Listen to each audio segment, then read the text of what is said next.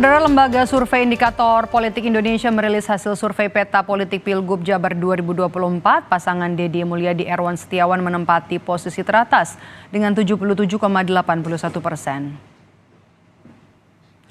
Dalam survei menunjukkan pasangan Deddy Mulyadi Erwan Setiawan mendapat persentase 77,81% dengan simulasi seandainya pemilihan langsung Gubernur Jawa Barat dilaksanakan saat ini.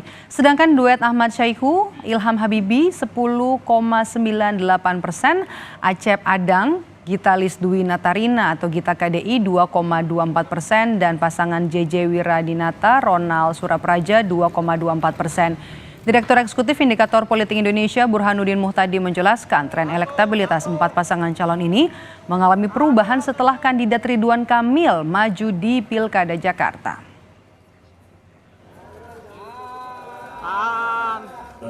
Deddy karena tidak menjadi bagian yang terlibat dalam proses mengeprank tadi, dia mendapatkan durian runtuh. Nah, teori itu nanti kita bisa uji itu berdasarkan pilihan 2024 dan kemana basis pemilih ketiga capres ketika ditanyakan berkaitan dengan ini, dengan simulasi 4 pasangan. Nah, 2 nama yang lain masih belum kompetitif ya. Kita menunggu gebrakan dari Pak Acep Adang Ruhyat ya, dan Gitalis Dwi Natarina ya. Ini pasangan PKB Gus Muhaimin gitu ya. Kerja keras Gus. Ini pasangannya kasihan kalau nggak dibantu sama Cak Imin ini, Gus Muhaimin ya. Nah, termasuk Pak JJ nih ya, dan Pak Ronald itu juga harus dibantu ya sama PD Perjuangan ya, supaya basis masanya itu punya sinyal atau punya pandangan bahwa elit partainya serius ya mendukung pasangan JJ dan Pak Ronald. Ya, ini jadi jangan sekedar didaftarkan, apalagi pendaftarnya lewat Zoom gitu. Lembaga Indikator Politik merilis hasil survei Pilgub Jawa Barat dengan simulasi 4 pasangan yaitu Deddy Mulyadi Erwan Setiawan, Ahmad Syaihu Ilham Habibie, Acep Adang Ruhyat, Gitalis Dwi Natarina dan juga pasangan JJ Wiradinata Ronald Surapraja. Pasangan Deddy Mulyadi Erwan Setiawan unggul dengan 77,81%. Untuk lebih jelasnya kita akan bahas sore hari ini bersama dengan peneliti Indikator Politik ada Kennedy Muslim. Mas Kennedy, halo, selamat sore. Terima kasih sudah meluangkan waktu untuk Rumah Pilkada. Selamat sore, Maidok. Oke, kalau kita lihat hasil survei pasangan Deddy Mulyadi Erwan Setiawan ini kan ada di urutan teratas. Apakah kalau kita lihat dengan 77% ini angkanya adalah peralihan suara dari pemilihnya Ridwan Kamil yang kemudian sudah mengalihkan suaranya ke Deddy Erwan?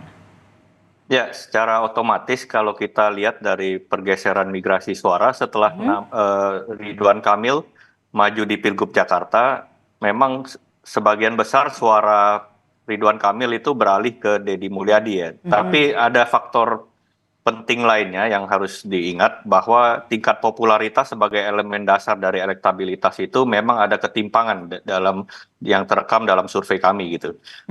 Deddy Mulyadi sendiri saat ini sudah dikenal hampir 95% pemilih warga Jawa Barat. Sedangkan di peringkat kedua Pak Ahmad Syaihu itu baru dikenal oleh 25%. Apalagi nama-nama lainnya masih di bawah 20%.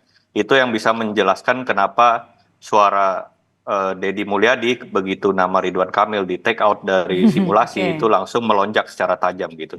Nah, faktor kedua tentu saja kita lihat kegiatan sosialisasi ya. Kita sudah lama mendengar bahwa Deddy Mulyadi sudah lama dipersiapkan oleh Partai Gerindra untuk maju di Jawa Barat. Sedangkan 3 nama lainnya itu bisa dikatakan muncul di last minute ya, menjelang pendaftaran ke KPU Jawa Barat gitu.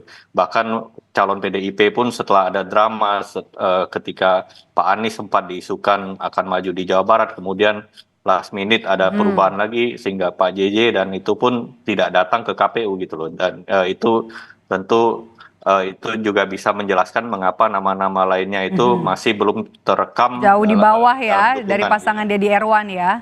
Ya, benar. Aha, oke, kalau kita bahas juga seorang Deddy Mulyadi ini kan juga pernah maju ya di periode sebelumnya. Jadi bukan nama baru, kemudian juga merupakan mantan Bupati Purwakarta, kemudian juga ada kasus Vina yang kemudian juga ini sekaligus mengerek nama Deddy Mulyadi. Pun begitu dari hasil survei adalah top of mind calon gubernur. Dari hasil indikator ini juga nama Deddy Mulyadi ada di posisi teratas 40,7. Kemudian simulasi semi terbuka 8 nama calon itu juga Deddy Mulyadi ada di posisi teratas 74,0%. Ya, benar. Jadi simulasi top of mind itu jawaban spontan yang diberikan responden ketika kita menanyakan siapa yang akan mereka pilih sebagai gubernur dari Jawa tanpa Barat. memberikan list nama kan. Jadi itu bisa diartikan juga diinterpretasikan sebagai strong supporter gitu ya, maksudnya strong voter dari Deddy Mulyadi itu juga mengalami peningkatan secara pesat gitu. Saat ini udah mencapai 44% gitu loh.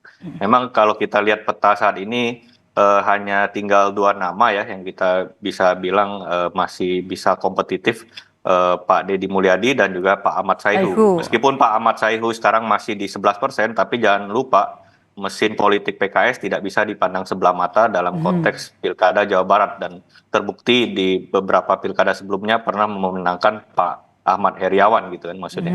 Jadi memang faktor mesin politik PKS ini biasanya memang sangat menentukan di masa-masa akhir menjelang pemungutan suara gitu loh, karena biasanya masa PKS solid. Tapi juga ada problem di kalau kita lihat dari basis pemilih Pilpres gitu, basis pemilih Anies sendiri masih belum solid,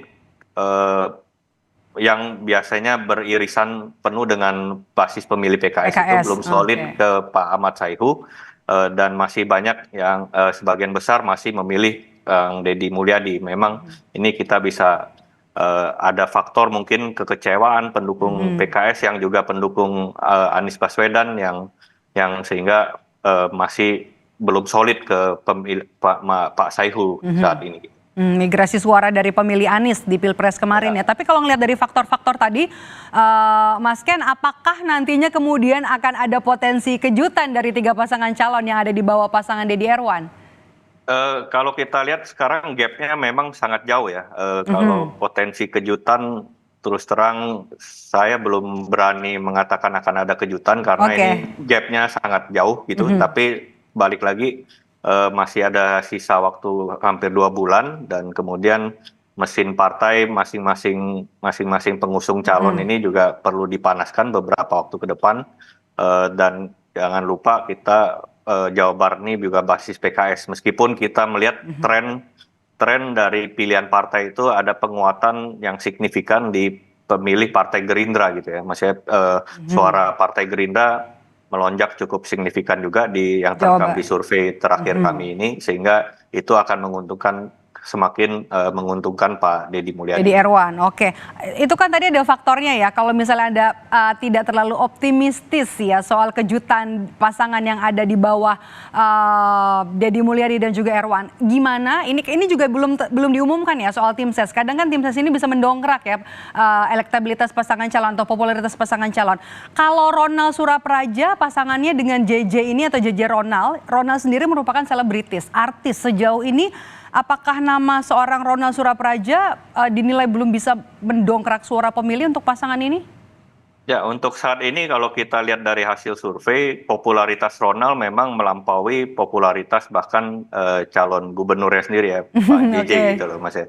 Jadi Pak JJ masih di bawah 20%, sedangkan Ronald sudah hampir 25% gitu.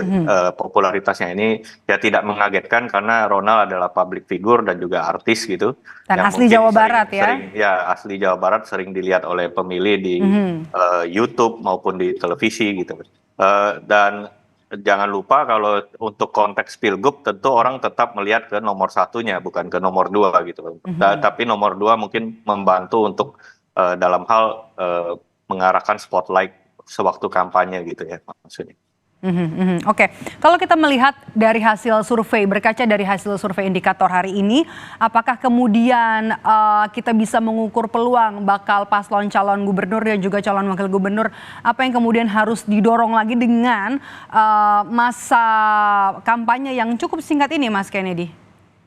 Ya, di masa kampanye yang cukup singkat ini memang kita kalau lihat dari data survei ini memang ada beberapa insights yang kita temukan Mhm. bahwa dan ini juga sudah menjadi pengetahuan umum mungkin di kalangan pengamat maupun pemerhati politik di Jawa Barat bahwa Deddy Mulyadi ini kan Demul ini kuat di pedesaan gitu, tapi sedikit lemah di kalangan perkotaan. Mhm. Sedangkan berbanding terbalik dengan suara Pak Ahmad Saihu yang kuat di perkotaan, ini berbanding Mhm. lurus dengan memang kekuatan Partai PKS ini kuat di wilayah perkotaan, terutama di Bogor, Depok, Bekasi gitu, yang berbatasan dengan Jakarta gitu.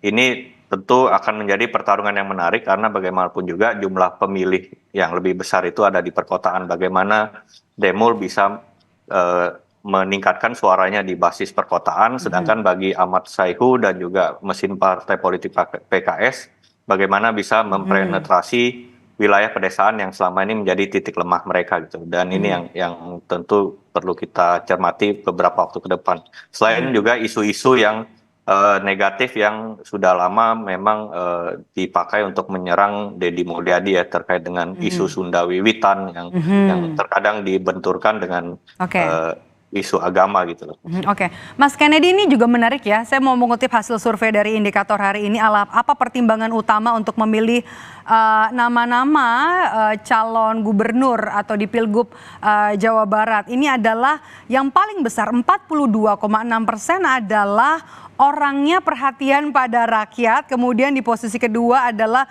belum tahu calon atau nama lain, 16,1%, berpengalaman di pemerintahan 10,4%. Kemudian juga sudah ada faktor, sudah ada bukti nyata hasil kerjanya 6,6%, orangnya tegas berwibawa 4,3%. Kemudian faktor putra daerah justru hanya 2,6% ya. Apa yang bisa kita lihat dari hasil survei ini? Ya, sebenarnya variabel perhatian pada rakyat itu kita temukan hampir di seluruh wilayah Indonesia ya, menjadi Oke. variabel utama bagaimana pemilih memilih pemimpin di daerah mereka gitu. Mhm. Jadi ini tidak mengejutkan, bukan outlier Mhm. dari hasil survei di tempat-tempat lain pun juga selalu alasan utama yang diungkapkan responden sebagai alasan memilih pemimpin mereka itu harus perhatian pada rakyat. Mhm. Dan Deddy Mulyadi tentu sudah punya track record yang panjang, itu kita juga tahu dia punya channel YouTube pribadinya yang Mhm. banyak berkeliling membantu masyarakat, itu tentu sangat membantu citra tersebut di mata masyarakat itu. Oke. Pertanyaan terakhir saya, Mas Kennedy, apakah Pilgub Jabar, kita berkaca dari hasil survei terbaru dari indikator, apakah akan terjadi 2 putaran? Eh, Kalau secara peraturan KPU kan pilgub 2 putaran itu hanya berlaku di DKI ya, maksudnya, Mhm. atau sekarang DKJ gitu.